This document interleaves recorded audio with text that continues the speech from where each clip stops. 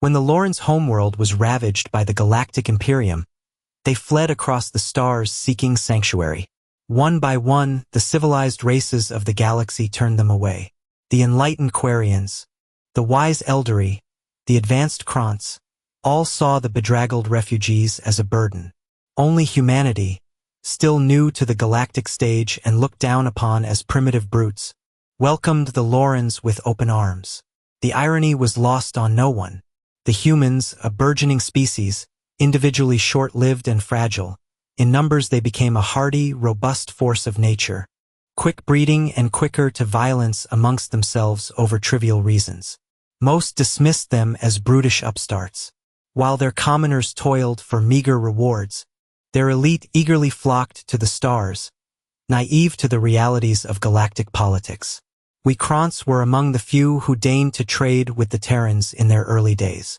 For resources worth 100-fold what we paid, we bartered them scraps. Derelict ships, antiquated farming equipment, basic terraforming tech. We smugly took advantage, gaining a prime labor force while pretending to be benefactors, advancing their civilization centuries ahead of schedule. The humans lapped it up in the name of diplomacy, improving themselves. In our arrogance, we sowed the seeds of our undoing.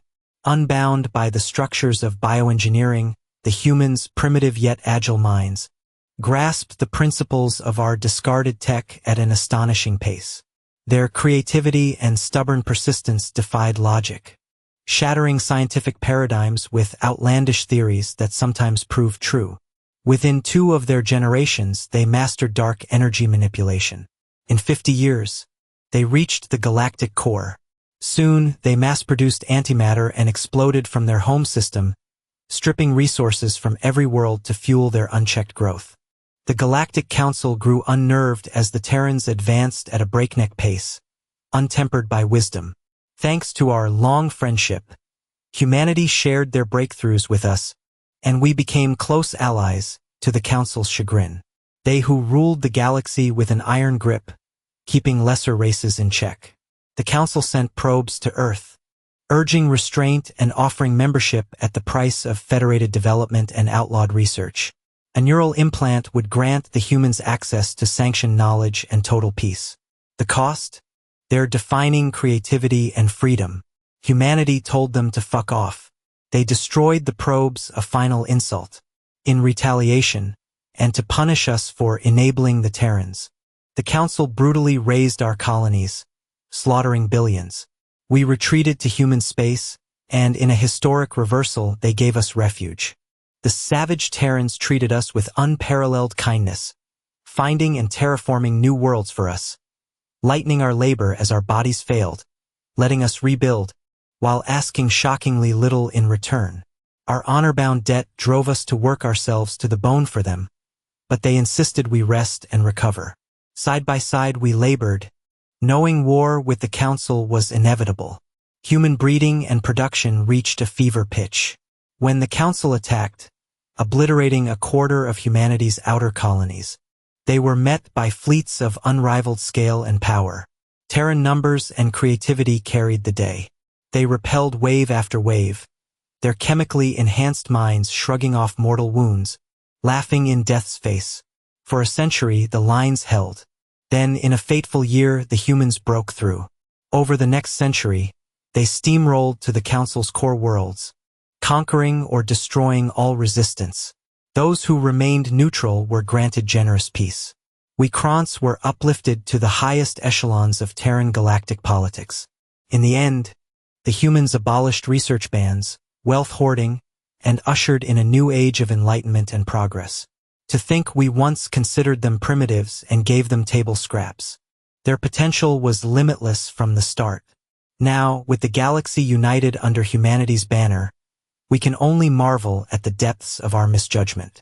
The Terrans are the most terrifying of enemies, but the truest of friends.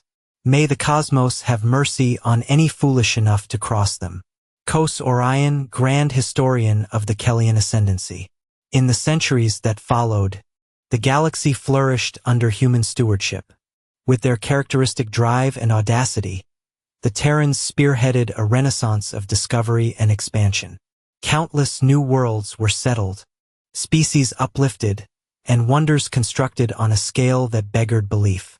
But even in this golden age, the specter of war was never far. Rogue elements of the old council, bitter and unbroken, plotted in the shadows. They sowed discord among the member races, stoking ancient grudges and fanning the flames of xenophobia. Their machinations bore bitter fruit when the Lorgan, still nursing a wounded pride, launched a surprise attack on a human colony. The Terran response was as swift as it was brutal. In a lightning campaign, they crushed the Lorgan fleets and occupied their key systems. But rather than annihilate their foe, the humans showed mercy, as they had to us centuries before. They helped rebuild Lorgan society, rooting out the council infiltrators and integrating the chastened race into the fold. It was a masterstroke, turning a potential disaster into a triumph, and demonstrating the carrots and sticks of the human-led order. But the council's agents would not be dissuaded. They turned their attentions to the Quarians, long resentful of humanity's ascent. In a shocking betrayal, the Quarian leadership declared themselves the true inheritors of the galaxy and launched a massive assault across human space.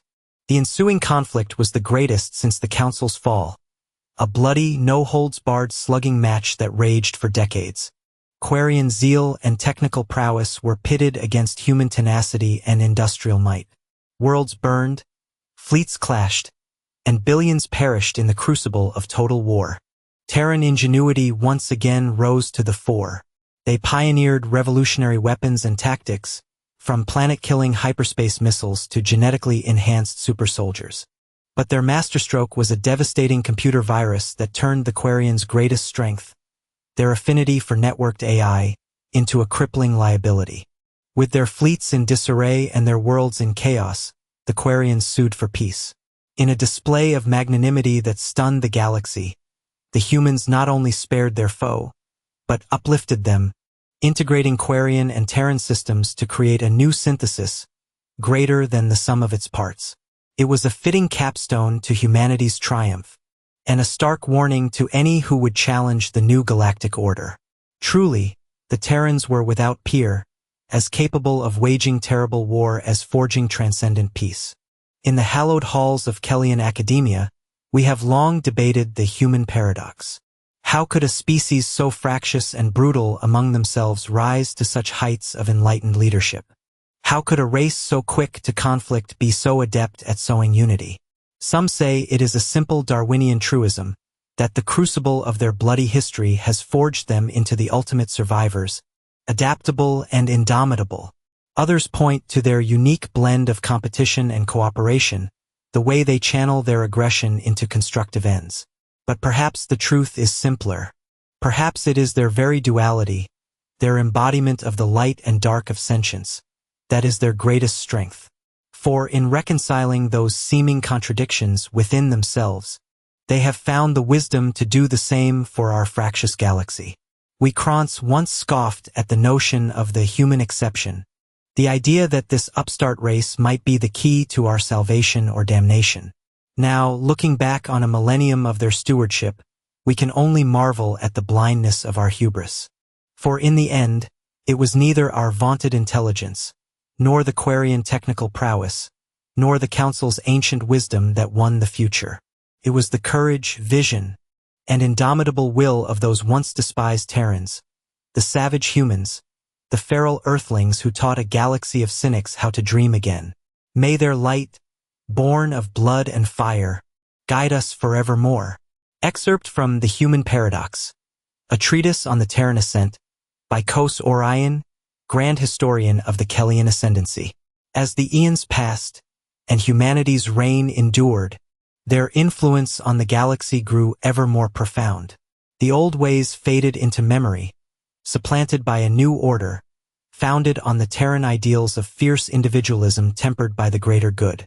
Under their guidance, the once desperate races of the galaxy forged bonds of friendship and common cause that would have been unthinkable in the era of the Council.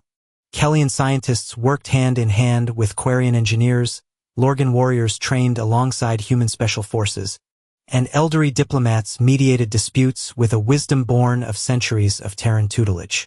But even as this new galactic society flourished, humanity never forgot the lessons of its tumultuous past. They knew that peace, for all its virtues, was a fragile thing, forever vulnerable to the machinations of the ambitious and the desperation of the downtrodden. So they remained ever vigilant, their fleets patrolling the spaceways and their agents infiltrating the shadows. Any hint of resurgent council influence was met with swift and decisive action, be it a daring raid on a hidden base or a precision strike on a rogue warlord. Yet, for all their martial prowess, the Terrans knew that true stability could not be imposed at the barrel of a gun. So they also worked tirelessly to address the root causes of unrest, pouring resources into uplifting struggling worlds and mediating long-simmering conflicts. It was a delicate balancing act, requiring both the velvet glove of diplomacy and the iron fist of military might. But the humans, with their characteristic adaptability and resolve, proved more than equal to the task. As the millennia wore on, and humanity's numbers swelled into the trillions, they turned their gaze to the greatest challenge of all, the stars beyond our galaxy. With technologies born of eons of innovation, and a drive that had carried them from the savannas of Earth to the pinnacle of galactic power, they set out to explore and tame the cosmos itself. Vast colony fleets, each a self-contained world unto itself, ventured into the void, braving the perils of interstellar space to seed new civilizations in distant galaxies. Wormhole gates, marvels of human ingenuity, knit these far-flung outposts together, creating a vast network that spanned the breadth of the universe. And at the heart of it all, a beacon of enlightenment and progress, stood the Terran homeworld of Earth. No longer the polluted, war-torn planet of their early history, it had been transformed into a verdant paradise, a living testament to the indomitable human spirit. In the hallowed halls of its great universities, and the towering spires of its gleaming cities, the greatest minds of 100 species came together to push the boundaries of knowledge and understanding. And in the skies above, the mighty fleets of the Terran Galactic Federation stood eternal vigil, ready to defend the hard-won peace of a galaxy united under the banner of humanity. For we Krants, who had once looked upon the humans as mere primitives, it was a humbling sight. To think that these once savage Terrans, through sheer grit and audacity, had not only saved our galaxy, but set it upon the path to a future brighter than any we could have imagined. It is a legacy that will endure long after the last star has burned out and the universe itself has grown cold. For in the annals of cosmic history, there will forever be one shining truth, that when the night was darkest and all hope seemed lost, it was humanity that lit the way. May their light guide us now and forevermore. The last word of Kos Orion, Grand Historian of the Kellian Ascendancy, on the eve of the Terran Galactic Federation's 10,000th anniversary. And so, my fellow Krants, we come to the end of our tale, the story of the Terrans, once dismissed as mere savages, now celebrated as the saviors and shepherds of our galaxy. It is a story that even now strains belief. To think that a species so fractious, so prone to self-destruction, could rise to such heights of unity and purpose. To imagine that a race once confined to a single, unremarkable planet could come to shape the destiny of the cosmos itself. But perhaps, in the end, that is the true miracle of the human story. Not that they achieved such wonders, but that they did so while remaining, at their core, so quintessentially human. For all their advancements, all their triumphs, they never lost that essential spark, that indefinable quality that had carried them from the caves of Earth to the stars themselves. Call it what you will. Tenacity, audacity, sheer bloody-mindedness. It was the driving force behind their every achievement. It was what compelled them to reach out to us, the Krants, even as we scorned and exploited them. What drove them to welcome the Lorgan when every other race turned them away. What fueled their relentless defense of a galaxy that had once shunned and persecuted them. And it is what sustains them still, as they venture ever outward into the vast unknown of the universe. That unquenchable thirst for discovery, that stubborn refusal to accept limits, that boundless capacity for wonder and awe. These are the qualities that define the Terran spirit, the traits that have made them the unlikely guardians of our galaxy. and a beacon of hope for all sentient life. And they are the reason why, even now, 10,000 years after their ascent, we still look to humanity as a source of inspiration and guidance. For in a universe filled with wonders and terrors beyond imagining, it is the human example that gives us the courage to face the unknown, to strive and struggle and never surrender. It is the light of Earth, born of blood and fire and an indomitable will, that illuminates our path through the darkness of the cosmos. And so, as I, Kos Orion, Grand Historian of the Kellian Ascendancy, set down these final words, I do so with a sense of profound gratitude and humility. Gratitude for the Terrans, who took a galaxy on the brink of destruction and forged from it a civilization that will endure for eons to come. And humility in the face of their achievements, which have forever redefined what it means to be sentient in an uncaring universe. May their story be a reminder to us all, Kellen and Quarian, Lorgan and Eldari, and all the races of the galaxy, of what can be accomplished when we stand together. May it be a testament to the power of unity, of cooperation, of the unbreakable bonds of friendship and common cause. And may it forever stand as a shining example of the heights to which we can soar when we dare to dream the impossible dream. For that, in the end, is the true legacy of the Terrans. Not their fleets, or their wormhole gates, or their gleaming cities, but their unwavering belief in the potential of all sentient beings, their faith that no matter how dark the night, or how great the challenge, there is no limit to what we can achieve when we stand as one. That is the light of Earth, the beacon of humanity. May it guide us now and forevermore, as we venture forth into the endless wonders of the cosmos. Final Testament of Kos Orion, Grand Historian of the Kellian Ascendancy, on the eve of the Terran Galactic Federation's 10,000th anniversary.